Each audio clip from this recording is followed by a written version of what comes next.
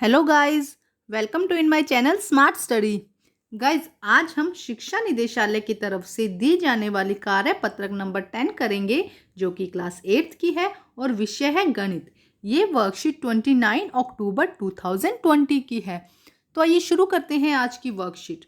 Worksheet शुरू करने से पहले प्लीज़ मेरे चैनल को सब्सक्राइब कर दीजिए। तो आइए देखते हैं आज की वर्कशीट। एक चर वाले रैखिक समीकरण। एक रोचक पहेली। मुक्ता मैडम ने कंचों की एक थैली में से एक एक मुट्ठी कंचे निकालकर दूसरी थैली में डाल दिए और उस थैली की गांठ मारकर बच्चों को कहा कि इस थैली की गांठ को बिना खोले बिना गिने इस थैली को बिना फाड़े क्या सभी बच्चे इस थैली की में कंचों की संख्या बता सकते हैं। तो देखो, यहाँ पे हमने पिछली वर्कशीट में बेटा एक चर वाले रैखिक समीकरण बनानी सीखी थी और आज उसे सॉल्व करना सीखेंगे। तो देखो क्या कहा कि मुक्ता की जो मैडम है उन्होंने क्या किया, एक कंचे की थैली भर ली और उसमें से कुछ कुछ कंचे निकाल कर दूसरी थैली में डालकर गांठ मारकर दे दी और बताया कि बिना खोले इसमें से अनुमान लगा सकते हो, बता सकते हो कि कितने कंचे हैं। अब फातिमा ने जानते हो कि क्या किया। उसने पहले की थैली में से एक कंचा निकाला और उसे तराजू पर तोला। उसका वजन 18 ग्राम था। अब फातिमा ने दूसरी थैली को तराजू पर रखकर तोला और उनका वजन था 330 ग्राम। समझ में आ रहा है? एक कंचा उसने तोल लिया, कितना है। अब उसी कंचे को तोल कर वो देख लेगी कि इसका वजन कितना है और फिर क्या करेगी, बाकी कंचों का हिसाब लगाएगी। फातिमा खुश हो गई और बोली, मैडम मैं बताऊंगी कि कंचों की संख्या क्या है। सभी बच्चे हैरान। जब मैडम ने फातिमा का उत्तर सही बताया, फिर फातिमा ने सभी बच्चों को समझाया। देखिए कैसे समझाया, क्या कहा फातिमा ने। माना कि दूसरी थैली में कंचों की संख्या है के। अब दूसरी थैली में कंचों का वजन भी कितना होगा, 15, क्योंकि 15 है ना। क्या कहा था कि 15, एक का कितना था वजन, 15 था। एक कंचे का वजन कितना था, 15 ग्राम था। तो कंचों की संख्या कितनी है, के। तो वजन कितना हो जाएगा, 15 के। समझे, एक वजन था, एक का वजन था 15 ग्राम, तो के कंचों का वजन कितना हो जाएगा, 15 के, क्योंकि एक कंचे का वजन 15 ग्राम है। दूसरी थैली के सभी कंचों का वजन तोलने पर 330 ग्राम आया। दूसरी थैली को जब तोला तो उसमें कितना था, 330 ग्राम था। ठीक है। अब अर्थात 15 के, मतलब 15 के की वैल्यू कितनी है, 330। 15 के की वैल्यू कितनी हुई, 330। तो क्या करेंगे, ये इधर ले जाएंगे, इसको डिवाइड कर देंगे, कितना आएगा, 22। तो कंचों की संख्या कितनी थी, 22। थैली में कंचों की संख्या कितनी थी, 22। थोड़ा सा बेटा प्रैक्टिस की जरूरत होगी इन क्वेश्चंस के लिए। बहुत आसान होते हैं ये क्वेश्चन, बट थोड़ी प्रैक्टिस से क्या होगा, आपको बहुत अच्छे से आने लग जाएंगे। अब हम देखते हैं। हमने देखा कि तराजू समता का प्रतीक है। समीकरण को बराबर रखने के लिए हम दोनों पक्षों को समान राशि जोड़ते हैं या घटाते हैं या गुणा करते हैं, भाग करते हैं, ताकि दोनों पक्ष आपस में सदैव बराबर रहे। जब हम समीकरण बनाते हैं ना बेटा, तो इधर पक्ष हमने देखा था कि left handed side and right handed side दोनों ही के दायां पक्ष और बायां पक्ष दोनों ही क्या होने चाहिए, बराबर होने चाहिए। ठीक है। रवि के पास, अब हम समीकरण बनाते हैं, देखो कैसे। रवि के पास मीना से 5 अधिक पेंसिल है। यदि दोनों के पास 19 पेंसिल है तो रवि और मीना के पास कितनी पेंसिल है, हमें ये निकालनी है। तो देखिए पहले हम लगाते हैं कि रवि के पास मीना से 5 अधिक पेंसिल है, तो हम मानते हैं कि मीना के पास कितनी पेंसिल है, पी। चलो मीना के पास हम कितनी पेंसिल मानते हैं, मीना के पास कितनी पेंसिल है, पी। ठीक है। अब रवि के पास 5 अधिक है तो उसका होगा p+5, है ना। 5, अगर मीना के पास हमने कितनी मानी है, p मानी है, तो उसको 5 और जोड़ दो p के अंदर, क्योंकि वो कह रहा है 5 अधिक है। दोनों के पास कुल 19 पेंसिल है। अब देखो, ये थी मीना, एक में ये थी मीना की पेंसिल, है ना। अब जो रवि है उसकी पेंसिल p+5 हो गई, है ना। ये मीना की थी, ये रवि की थी, और दोनों के पास कुल कितनी पेंसिल है, 19। दोनों के पास कुल कितनी पेंसिल है, 19 पेंसिल। ठीक है, ये हुआ समझ में। अब इसको देखो सॉल्व करते हैं। देखो सॉल्व करने में क्या कहा गया, देखो p+p+5, है ना। ये पहले हमने ये समीकरण बना ली, p+p+5 इक्वल है 19 के। अब देखो क्या किया जाएगा बेटा, दो मेथड है इसके। तो देखो p+p+5 तो हमारे पास में आया था, तो यहाँ पे जो भी नंबर है उसे दोनों तरफ क्या करना है, घटा देंगे। जो अगर यहाँ पे +5 है तो हम लिख देंगे -5 इक्वल 19 था ना, 19 में से भी हमने 5 को माइनस कर दिया। ठीक है। तो अब हमारे पास में क्या आया, देखो 2p आया ना हमारे पास में, 2p, ये 5 और 5 कट गया, इक्वल किसके हो गया, 14 की। ठीक है। अब देखो ये इस 2p का मतलब क्या है, 2 गुना p है ना। तो अब हम क्या करेंगे, इसको ऊपर और नीचे से 2 से भाग कर देंगे। दोनों तरफ हम क्या करेंगे, 2 से भाग कर देंगे। तो ये 2 से 2 कट गया, तो p बराबर किसके आ गया, यहाँ पे 7 आ गया। तो p बराबर क्या आया, 7 के। देखो थोड़ा सा हम इसको भी अच्छे से समझते हैं बेटा। देखो क्या दिया गया है, p+p+5 -5 इक्वल 19 -5 कितना आया, 2p किसके आया, 14 के। अब दोनों पक्षों में 2 का भाग देने पर हमें p की वैल्यू निकालनी है, तो 2 को घटाना पड़ेगा यहाँ से। तो 2p डिवाइडेड बाय 2 इक्वल 14/2।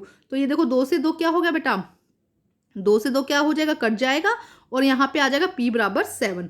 तो मीना के पास p बराबर क्या है 7, रवि के पास पेंसिलें होगी p+5, तो रवि के पास कितनी हो गई 7 और मीना के पास कितनी हो गई 12 पेंसिल। अब देखो बेटा इसको और भी आसान तरीका है करने का, तो हम इसको ऐसे भी कर सकते हैं कि जैसे देखो p+5 हमारे पास में ये समीकरण आई थी, है ना, ये समीकरण हमारे पास में आई थी। तो हम क्या करेंगे, इस नंबर को इस तरफ ले जाके उल्टा कर देंगे, अगर प्लस का है तो माइनस का कर देंगे। तो ये हो गया 2p इक्वल हमारे पास कितना हो गया बेटा 19 में से 19 माइनस 5 कितना हो गया 14। ठीक है, अब क्या हुआ हमारे पास में 2p इक्वल हो गया 14 के। ठीक है, अब देखो 2p इक्वल 14 के हो गया, तो इसका मतलब क्या 2 गुना 5, मैंने अभी आपको बताया था 2 गुना p हुआ, तो अब ये गुना में है तो हम इसको p को यहाँ लिख देंगे और 14 डिवाइडेड बाई 2 सीधा कर देंगे। तो ये कितना आ गया हमारे पास में 7, है ना। प्लस माइनस वैसे भी आप करिए आपकी, क्योंकि एनसीईआरटी में भी ऐसे दिया तो आप उस मेथड से भी करेंगे, और इस मेथड अगर ये आपको इजी लगता है तो आप इस मेथड से भी कर सकते हैं। तो आइए करते हैं आगे का क्वेश्चन क्या दिया गया है। देखिए कुछ बातें बताई गई है। आपने देखा एक पक्ष या बायां पक्ष को चरों के रूप में बदलने के लिए दूसरे पक्ष या बायां पक्ष की संख्या के रूप में बदलने पर देखो क्या होता है, हम बायां पक्ष में जो संख्या जमा की होती है उसी संख्या को दाएं पक्ष में ले जाकर घटाते हैं। जो संख्या क्या की गई है, देखो यहाँ पे जमा की गई थी, प्लस क्या था 5 था, उसको हमने दाएं पक्ष में ले जाकर बाएं पक्ष में ले जाकर क्या किया घटाया, या हमने क्या कर दिया सीधा घटा भी सकते हैं।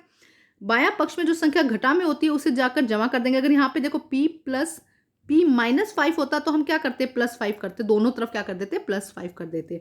हम बायां पक्ष में जो संख्या गुना में है उसे हम क्या करेंगे भाग में कर देंगे, जो भाग में है उसे हम गुना में कर देंगे, क्योंकि जमा घटा गुणा भाग एक दूसरे के पूरक होते हैं, एक दूसरे पर क्या होते हैं निर्भर होते हैं, एक दूसरे के पूरक होते हैं। तो आइए सोल्व करते हैं बेटा क्वेश्चन, देखो क्या दिया गया है क्वेश्चन, यहीं से हम सोल्व करने की कोशिश करते हैं। प्रश्न नंबर 1 देखिए, दोनों मेथड करवा दूंगी बेटा मैं इसके, आपको जो करना हो, जो आपको समझ में आता हो आप वो कर सकते हैं।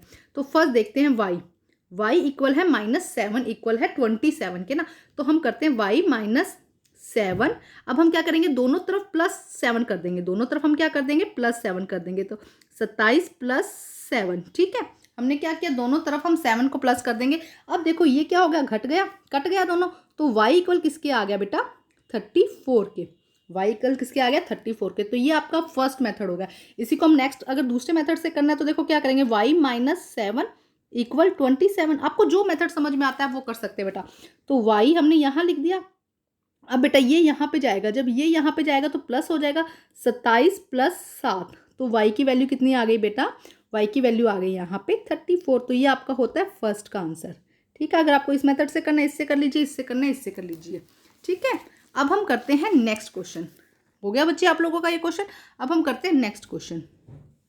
आइए हमारा ये है अब नेक्स्ट क्वेश्चन, देखिए क्या दिया गया है नेक्स्ट क्वेश्चन में 7/2 L इक्वल है 2/7 के। तो देखो बहुत आसान है बेटा, 7/2 मल्टीप्लाई है L इक्वल किसके हुआ 2/7 के।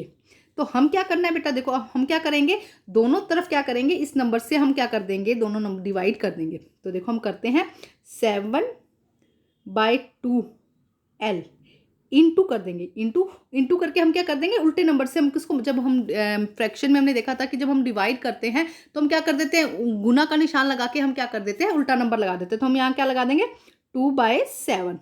ठीक है, यहाँ पे भी हम सेम करेंगे 2/7, हम क्या करेंगे यहाँ पे भी 2/7 मल्टीप्लाई 2/7। देखो ये तो ये नंबर आपस में कट गए, यहाँ क्या बचा सिर्फ L, और यहाँ पे क्या हो गया 2 को 2 से गुना करोगे कितना आएगा 4, 7 को 7 से गुना करोगे 49। ठीक है, ये हमारा एक मेथड हो गया जब हमने क्या किया दोनों तरफ 7/, ये आप सोचोगे कि उल्टा क्यों लिया, क्योंकि हमें क्या करना है, देखो हमने अगर प्लस लिया था तो माइनस कर दिया था, जब माइनस लेंगे तो हम क्या कर देंगे प्लस कर देंगे, है ना। इसी तरह से गुना किया तो भाग करेंगे, भाग कर रहा है तो हम गुना करेंगे।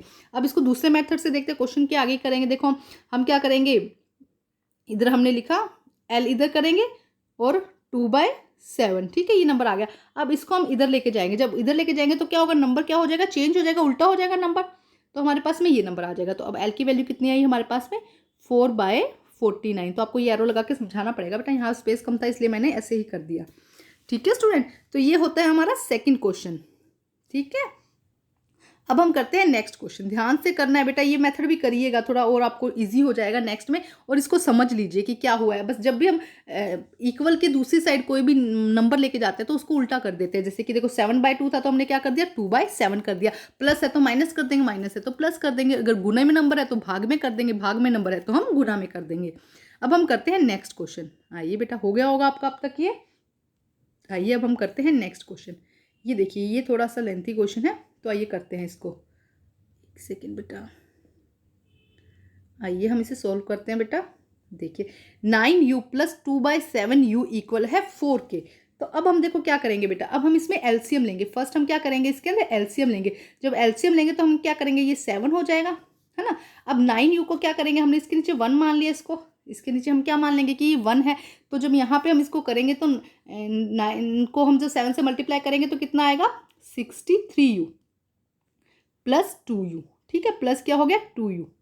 ठीक है, अब कितना होगा, इक्वल किसके हो जाएगा, 4k। इक्वल किसके हुआ, 4k। अब देखो 63 + 2 कितना हो जाएगा, 65। 7u इक्वल हो गया हमारा यहाँ 4k। इतना समझ में आया बेटा, देखो इतना समझ में आया आप लोगों को। अब क्या करेंगे, हम वही करेंगे कि इस नंबर को जो 65 और 7 आया इसको हम क्या करेंगे, मल्टीप्लाई कर देंगे। तो हम लिख देंगे 65 7u को हमने क्या किया, उल्टा कर दिया। तो उल्टा करेंगे तो क्या होगा, 7/65 इक्वल, बच्चे समझ में आ रहा है आपको, इक्वल हम कर देंगे मल्टीप्लाई 60, हम इक्वल कर देंगे, सॉरी एक मिनट, 7/65। ठीक है, दिख रहा है ना बच्चे। अब देखो ये नंबर कट गया यहाँ से, तो हमारे पास में यहाँ बचा u। अब देखो 7, ये 4/1 हो जाएगा। यहाँ पे 7 को जब 4 से मल्टीप्लाई करेंगे तो कितना आएगा, 28। 28/65 इसका आंसर हो जाएगा। कितना आंसर हो जाएगा, 28/65 इसका आंसर हो जाएगा। अगर इसे दूसरे मेथड से करना है तो वो भी मैं आपको करवा देती हूँ, पहले ये आप कर लीजिए।